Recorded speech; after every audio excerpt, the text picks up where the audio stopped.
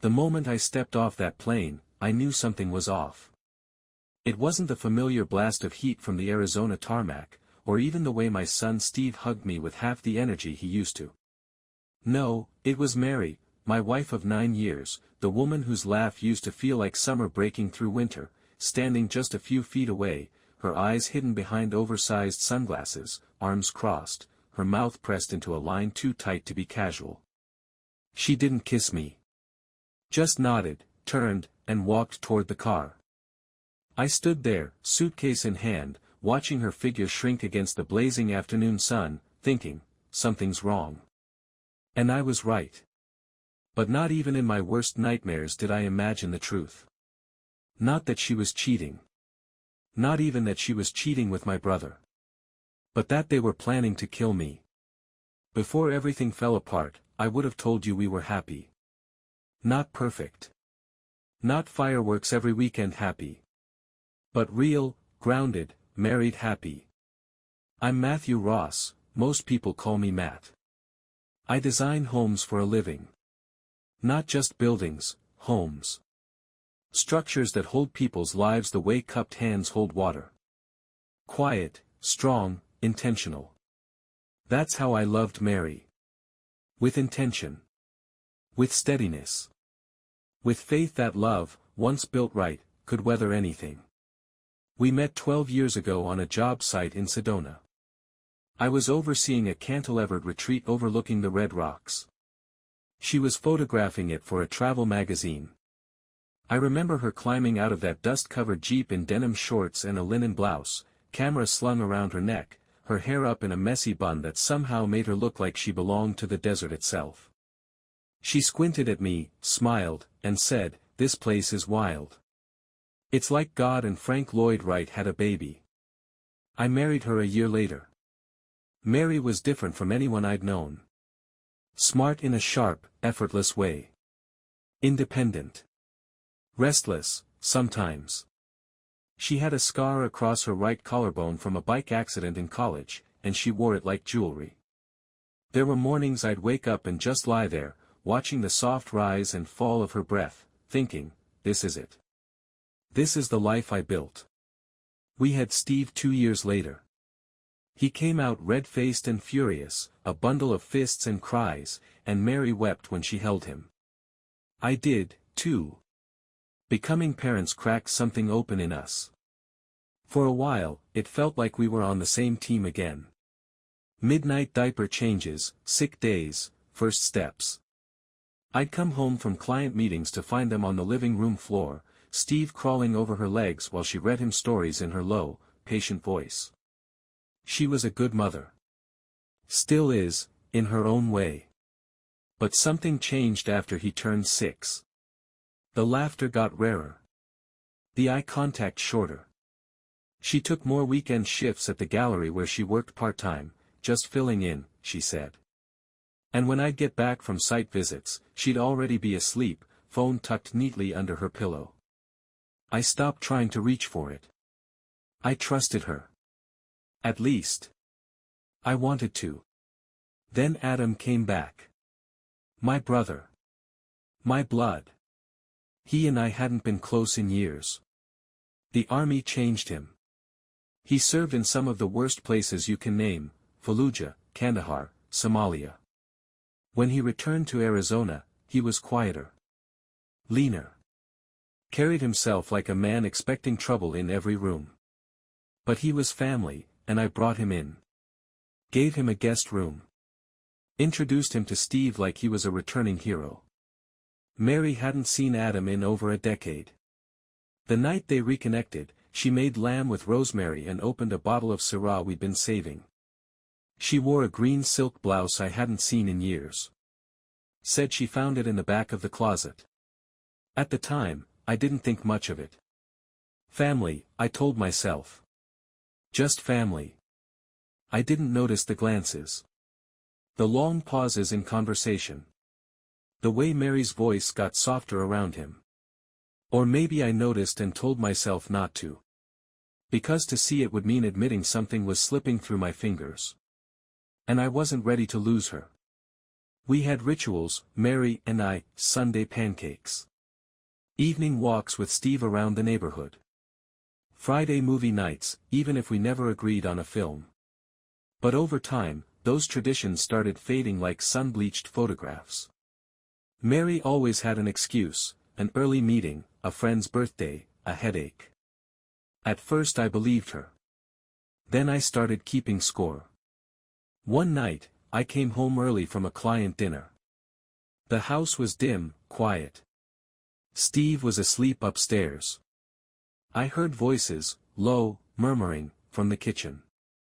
I stepped closer, my heart a drumbeat in my throat. But when I turned the corner, it was just Mary, on the phone, laughing. She saw me, and the smile fell off her face like a mask. "Work call," she said too quickly, placing her phone face down on the counter. I nodded. I didn't ask who. Didn't want to know. The cracks were there. I just refused to trace them. Even Steve noticed. He stopped asking if we were doing movie night. Stopped looking surprised when Mary left before dinner. One day, he asked if Mom still loved us. Just like that, no preamble. I said yes. But my voice didn't sound like mine anymore. Sometimes, I'd sit in my studio late into the night, sketching homes I didn't believe in. I'd watch the hallway for her shadow. But she never came. That was our life in the weeks before it all began to unravel. An architect. A mother. A soldier. And a silence growing in the space between them like rot behind drywall. But the worst part? I still loved her. God help me, I did. The first time I thought she might be lying, it was over something small. Mary came home late, again. It was a Thursday, early March, cold for Arizona. The kind of night where the air feels too still, like the wind is holding its breath. I was sitting at the kitchen table, sketching elevations for a ranch house in Flagstaff. Steve had already fallen asleep on the couch, wrapped in the same fleece blanket he's had since he was 5. Mary walked in, heels in one hand, purse in the other. Her hair was windblown, not messy, but styled by time and movement, like she'd just come back from dancing. There was a flush in her cheeks, a looseness in her shoulders I hadn't seen in months. "How was the gallery?" I asked, without looking up. She froze for half a beat. "Dead," she said. I closed up early, grabbed a drink with Nora. Needed some air. A drink with Nora. The same Nora who moved to Denver in December. I didn't say anything. Didn't challenge her. I just nodded, set down my pencil, and watched her climb the stairs. Watched the way her silhouette moved through the house we built together like she didn't belong to it anymore. That night I didn't sleep. I lay awake listening to the hum of the ceiling fan, the occasional creak of floorboards. At 2:17 a.m., her phone buzzed. Once. Then again. I didn't touch it. I didn't have to. I knew. The next morning, I sat across from her at breakfast. She was scrolling through something, spooning yogurt into her mouth with a kind of absent-minded grace. The light caught her cheekbones just right, and for a second, I forgot. Forgot what I'd felt in my gut. Forgot the buzzing phone. Forgot how cold she'd become. "You remember when we used to hike Camelback every Sunday?" I asked quietly. She looked up. Blinked. Smiled faintly. "God, that was a lifetime ago." "Not that long," I said. Silence. She returned to her phone. I watched her, wondering how long she'd been disappearing in front of me. I didn't want to believe it. Not then. But things kept adding up like bricks in a wall I couldn't climb over. Steve started asking about Adam more. "Is Uncle Adam gonna stay with us again? Why does Mom smile so much when he's around?" That question cut deeper than he knew. Adam was around a lot. He'd come by under the pretense of helping me with landscaping, fixing a busted fence, catching up over beers. But he'd linger. stay too long. Sometimes I'd find him in the kitchen with Mary, whispering something that made her laugh under her breath. She never used to laugh like that, not at me. And then there was the night I got home early and found Adam's truck parked around the corner. Not in the driveway. Not even on our street. But close enough to see the glow of our living room lights. I didn't go inside. I waited. Watched. Clocked the time, 11:46 p.m. He left through the back, hoodie up, head down. Mary never mentioned he'd come by. The next morning, she made pancakes. I became careful. Measured. I told myself I wasn't paranoid, I was observant. A man doesn't build a career in architecture without noticing the details. I started checking the mileage on her car. I counted the wine glasses in the dishwasher.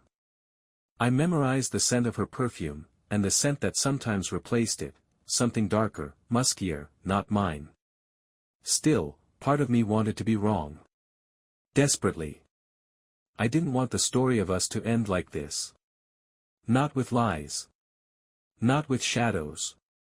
That's when I bought the camera. It wasn't much. A motion-activated model, small, discreet, barely larger than a matchbox. I installed it in the corner of the living room, tucked high behind the crown molding where she'd never think to look. I told myself it was for peace of mind. It was for the truth. 3 nights later, I got it. Mary hadn't seen me watching from my studio when she came home. She'd changed out of her work clothes, poured herself a glass of wine, and dimmed the lights. An hour passed. Then another. At 9:53 p.m., the door opened. Adam stepped in. He didn't knock. He didn't hesitate. He kissed her. Right there in the room where Steve learned to crawl. In the same room where she once told me she couldn't imagine growing old with anyone else. She kissed him back. Their hands found each other like this wasn't new. Like it had happened before. Like this was just another Thursday. I watched the footage 5 times that night. Not because I didn't believe it. But because part of me wanted to feel every inch of what they'd taken from me. The life I thought we had. The love I thought I'd earned. When I finally went to bed, I didn't cry. I didn't scream. I just stared at the ceiling and thought, why him? Why my brother? Why now? The next day, I looked Adam in the eye over beers on my back patio. He smiled like nothing was wrong. He told me he was thinking about heading north. Finding work. Starting over. I nodded. I said that sounded good. We clinked bottles. 3 days later, he vanished. His car was found abandoned near Blackwood Forest. No sign of him. Just blood in the trunk. A lot of blood. The police called it suspicious. Mary called it terrifying. But me? I couldn't shake the feeling that something wasn't right. Because when she cried, her eyes stayed dry. I didn't go to the police right away. They asked their questions, of course, routine ones. Had I seen Adam the night he disappeared? Did I know if he had enemies? Had he ever talked about hurting himself? I answered each one calmly, evenly, like a man surprised but not shaken.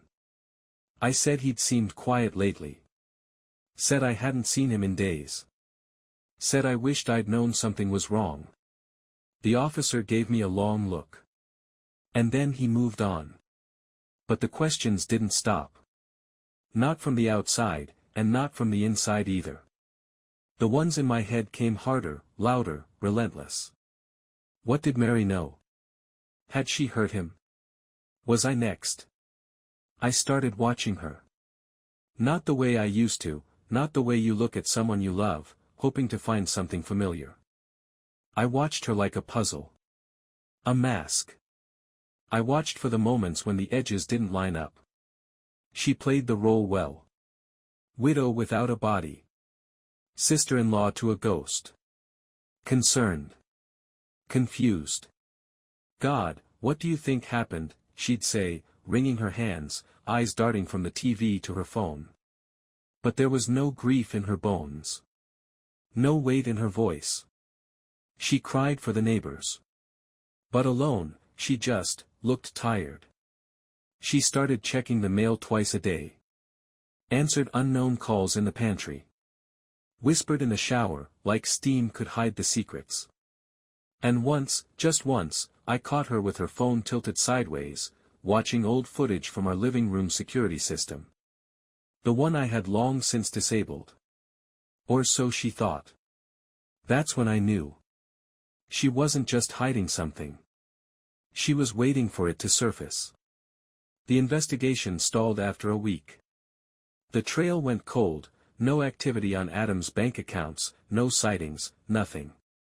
Just the blood in the trunk and a set of tire tracks that disappeared into the pine woods. I started having dreams. Wild, fragmented things. I'd see Adam's face in the mirror instead of mine. Hear my name being whispered in his voice. Once, I woke up in the middle of the night standing in the backyard, barefoot in the grass, holding a shovel. Steve found me. He didn't say anything. Just took my hand, and led me back inside. The next day, I bought a burner phone. I left my car in the garage. And I disappeared. I staged it cleanly. Left my phone on the kitchen counter, screen shattered like it had fallen. My keys on the table. Wallet still in my drawer. No note. Just absence. Mary reported me missing the next morning. I watched the police arrive from across the street, tucked behind the curtains of a rented basement apartment 5 blocks away. Watched them knock, talk, take notes. Watched her pretend to panic. It was a performance. I'd seen her act concerned before, this was too polished. Too rehearsed. By the end of the week, the local news picked it up. Second man goes missing in Scottsdale neighborhood. They posted my headshot from the firm's website. Smiling, healthy, successful. They didn't know that man no longer existed. By week 2, Mary filed a claim for the life insurance. $500,000. Payable after 30 days without a confirmed body. She even used the same agent I had referred her to last year, when we were updating our wills. That's when I knew. This wasn't grief. This was a plan. I began digging. Using the name, Ben Wyatt, I posed as a potential buyer on a gallery Mary had once applied to manage. Through some light manipulation and a friendly cup of coffee, I got a look at her personnel file. It included references. One of them was a woman named Claire Bell. Ex-girlfriend. College. Photographer. Santa Fe. Claire was the key. I reached out. At first, Claire was guarded. Said she hadn't spoken to Mary in years. Said they didn't end on good terms. Then I mentioned Adam's name. There was a long silence on the line. You need to come to Santa Fe, she said. I drove through the night. Claire was waiting on the porch of a house that looked like it had been pulled from the pages of a desert lifestyle magazine. Smooth adobe walls, agave plants, turquoise trim. She looked older than Mary, more worn in, but steadier. She handed me a drink before I could ask anything. She always had that look in her, Claire said. The one that wants out. Even when she had everything. She'd get restless. Start spinning lies like spider silk. You wouldn't even notice until you were already tangled. I asked if she knew about Adam. She nodded. He came to me 2 weeks ago. I froze. What? Claire sipped her drink. Said he was in trouble. Said Mary lied to him. Promised him a new life. Told him you were cheating. Told him the money was hers by right. She manipulated him, I whispered. Claire nodded again. And then he found out the truth. I leaned forward. Where is he? She didn't answer right away. Just stared out across the desert. He's scared, she said. Of her. Of what he did. But he wants to talk. That night, I received a text from an unknown number. Meet me at the cabin. Tomorrow night. Come alone. It was an address. An old house. Ours. The one where Adam and I grew up. The one I hadn't set foot in since Dad's funeral. The place where it all began. Where it would end. It was just past 11 p.m. when I reached the old house. The gravel crunched beneath my boots, the sound too loud in the stillness. The trees loomed taller than I remembered, their bare branches clawing at the sky like fingers searching for something lost. I hadn't been here in 20 years, not since my father died, not since Adam and I packed up what was left of our childhood and went our separate ways. The place should have felt like a memory. But it didn't. It felt like a reckoning. I parked behind the house, where the tall grass swallowed the rear tires, and approached the back door. The windows were dark. No porch light. No wind. Just the house, standing like it was waiting to be judged. Inside, it smelled of dust and rot. Wood and grief. The wallpaper was peeling. The floor creaked like it remembered our footsteps. I stepped into the living room and saw it, Adam. Sitting in Dad's old recliner. Elbows on his knees. A gun resting on the coffee table. Matt, he said, without looking up. You came. You called. He nodded, exhaled. Looked older than I remembered. Rougher. But tired. Not in his body, in his soul. Where's Mary? I asked. She'll be here, he said. She thinks I have the money. I stepped further in, slowly, eyes flicking to the weapon. Do you? He laughed. A dry, brittle sound. No. She has it. Most of it, anyway. But she's scared now. She thinks I'm going to burn the whole thing down. I sat across from him. There were no lights, just the moon through the window, casting pale bars across the floor between us. For a long time, neither of us spoke. Then I said it. I know about the plan. He flinched. I know she seduced you. I know she fed you lies. I know you were supposed to kill me and make it look like I vanished. He didn't deny it. He just stared at the floor. She said you were cheating. That you didn't love her anymore. That you were going to leave her and Steve for some woman in San Diego. You believed her. She made me believe it. He looked up, and his eyes were full of something I hadn't seen in years, shame. She made me feel like I mattered. Like I could have a life. Not just be some broken vet with no future. I nodded slowly. And then what? Take the money and run. That was her plan, he said. Until I found the second policy. Yours. $500,000. And one in her name too. For $1 million. I blinked. What are you saying? He looked me dead in the eye. She was going to kill me next. My stomach twisted. She got greedy, he said. Wanted both payouts. Said it was cleaner that way. No loose ends. The door creaked open behind me. We both turned. Mary stepped in, wrapped in black. Leather gloves. Hair in a tight bun. And in her hand, another gun. I stood up slowly. Well, she said, smiling like a serpent.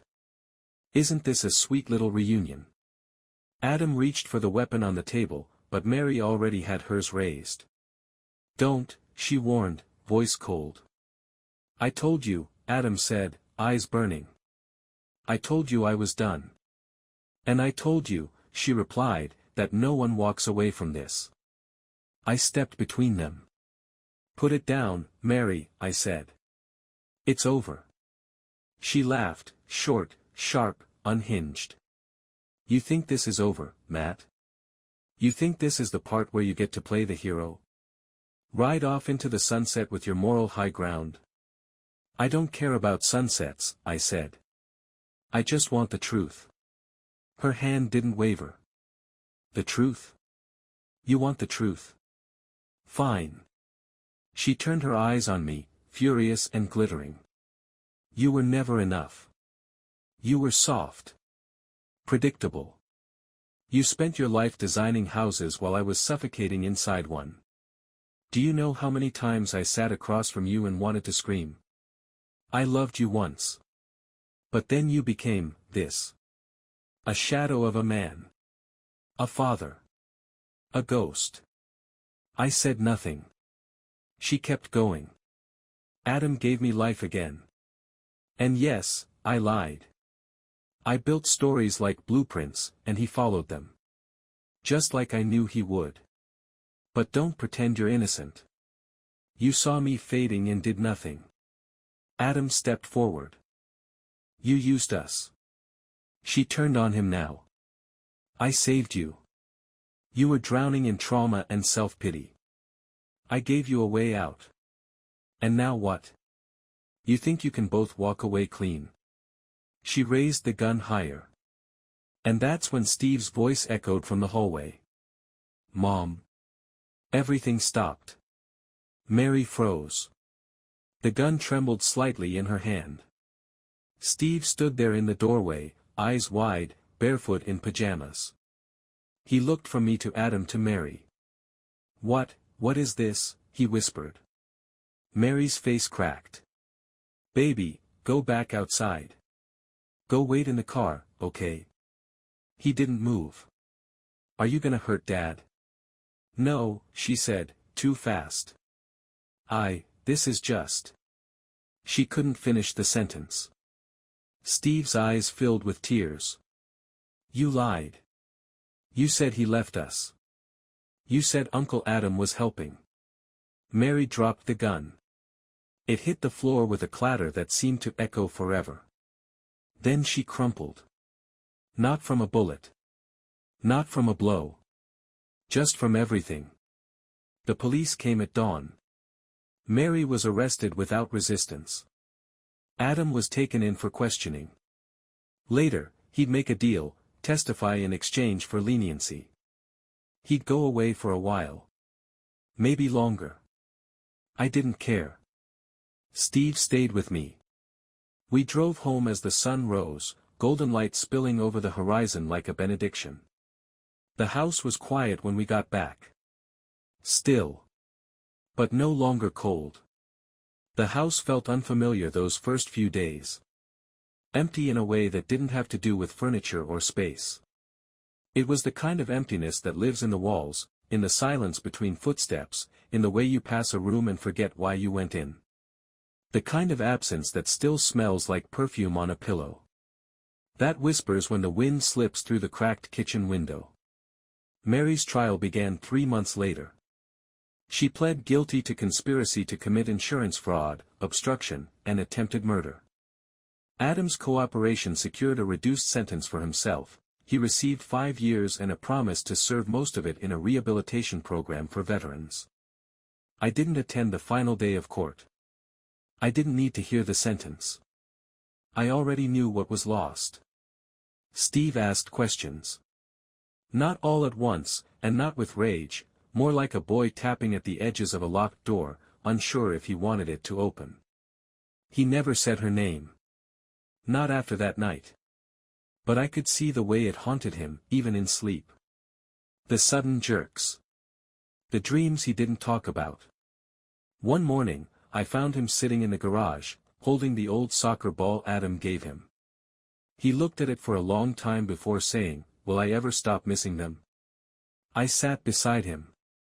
"I hope not," I said. "But it'll hurt less. That I can promise." He nodded slowly. Then he stood up and tossed the ball into the donation box. For a while, I went through the motions. Woke up. Made breakfast. Got Steve to school. Returned to the firm in pieces, took on smaller projects. Rooms, not homes. Just enough to stay busy without building anything too meaningful. The camera footage haunted me. Not just the kiss. The betrayal. But the quiet around it. The way love can slip out of a person without anyone hearing it go. I deleted it eventually. Not in anger, not as erasure. More like burying a body. You don't want to look at something when you already know what it says. I started running again. Early mornings. Desert air. No headphones. Just the crunch of gravel beneath my shoes and the rhythmic pounding of my own breath. It didn't fix anything, but it gave me movement. And movement, I was learning, was a kind of healing. So was writing. Late at night, I'd sit on the porch with a glass of wine and a notebook. Not a laptop. Not blueprints. Just ink and silence. I wrote letters I'd never send. To Mary. To Adam. To myself. To the version of me that still believed the quiet life was a safe one. I wrote until the pages stopped shaking in my hands. Claire came to visit once. Not long after the trial. She brought photographs of the canyon near Santa Fe, a bottle of mezcal, and that kind of stillness people carry when they've survived someone like Mary. We talked for hours. Not about love. Not about betrayal. Just about truth. How it mutates when you let it hide too long. How people wear masks for so long, they forget what their own face looks like. You don't have to forgive her, she told me before she left. I know, I said. But I do have to forgive myself. She smiled. That's the harder one. It's been nearly a year now. Steve turned 11 last month. We celebrated at a go-kart track with chocolate cake and too many cousins. He smiled the whole time, but I still caught him staring off sometimes. He's quieter than he used to be. More thoughtful. Like he learned too early that adults aren't always what they seem. I enrolled him in therapy. He didn't fight it. Said he liked the doctor. Said he liked the honesty. Sometimes, I wish I could have given him a different life. One where his mother stayed. One where his uncle was just an uncle. But then I watch him help the neighbor with groceries. Or stay late at school to sit with a friend who's scared of going home. And I realize, he's growing into something stronger than I ever was at his age. He's becoming a man who knows what truth looks like. And what it costs. Last week, I received a letter. No return address. Just my name, scrawled in the sharp, slanted hand I'd know anywhere. Inside. A single line. You were right. I never deserved you. M. I didn't respond. I folded it once, slid it into the back of my notebook, and went back inside. Steve was setting the table, humming something under his breath. The dog barked. The stove beeped. And for the first time in a long time, I didn't feel like I was pretending. People say betrayal breaks you. They're wrong. Betrayal doesn't break you, it unmasks you. Strips away the comfort, the illusions, the warm lies you've curled yourself around for years. It lays bare the steel or the ash beneath. I used to think I was building a life. Brick by brick. Line by line. I drew the plans, picked the materials, poured the foundation. But I never accounted for rot in the beams. Never imagined that the people I trusted most would be the ones to take the wrecking ball to it all. Mary didn't kill me. Not in the way she intended. But in another way, she did. The man I was, the husband, the brother, the dreamer, he didn't walk out of that cabin. He died there, quietly. And I let him go. Because some men need to die for better ones to be born. Now, when I look in the mirror, I don't see the man who used to flinch from discomfort. I don't see the one who made excuses, who ignored silences, who let things slide because love is supposed to forgive everything. I see someone honest. With himself. With his son. With the truth. Mary's betrayal taught me that loyalty, unchecked, can be a cage. That love without boundaries becomes self-erasure. That being good isn't the same as being whole. And that sometimes, survival isn't just about making it out alive, it's about reclaiming your own voice. Adam made choices. Terrible ones. But he also tried to make them right. And maybe that's the best any of us can hope for. I still don't know if I'll ever forgive him fully. But I know I no longer want revenge. That part of me died with the man in the mirror. And Mary? I think she'll carry her own punishment far longer than any prison could offer. Not because she got caught. But because she lost the one thing she never knew how to hold, something real. Something unconditional. Steve and I are still learning each other again. Sometimes, late at night, I hear his footsteps outside my door. He never knocks. Just stands there, quiet, like he needs to make sure I'm still here. I always open the door. He doesn't say anything. But his eyes ask the question every child wants to know. Are you staying? And every time, I answer without words, just my hand on his shoulder, a nod, a presence. Because I am. I'm staying. We talk more now. Not just about school or chores, but about fears. About trust. About what makes a man a man. I don't tell him to be strong. I tell him to be kind. And curious. And cautious with his heart. I tell him that love isn't blind, it sees everything, and stays anyway. But it doesn't stay at the cost of itself. Sometimes, when the sun sets just right, our house looks golden from the street. Steve likes to sit on the porch and watch it. It looks different, he said to me once. Brighter. It's the same house, I told him. We just see it clearer now. And maybe that's what healing really is. Not forgetting. Not rebuilding from scratch. But walking back into the ruins, clearing away the debris, and deciding what's still worth keeping. I've kept the quiet mornings. The sound of my son's laughter. The smell of cinnamon pancakes on Sundays. The blueprints I draw not for clients now, but for myself, small projects, personal, imperfect. I don't need grand designs anymore. I just need honesty. And breath. And peace. If you're reading this, if you've been through something like I have, let me leave you with this. You will survive. You will shatter. Yes. But if you let yourself, you'll gather every broken piece, examine each one, and choose. Not all of them get to come with you. Some parts you leave behind. Some you polish. Some you bury. And some, you rebuild. Not into the life you had. But the one you deserve. Because betrayal doesn't end your story. It begins your truth. And that, more than anything, is worth surviving for.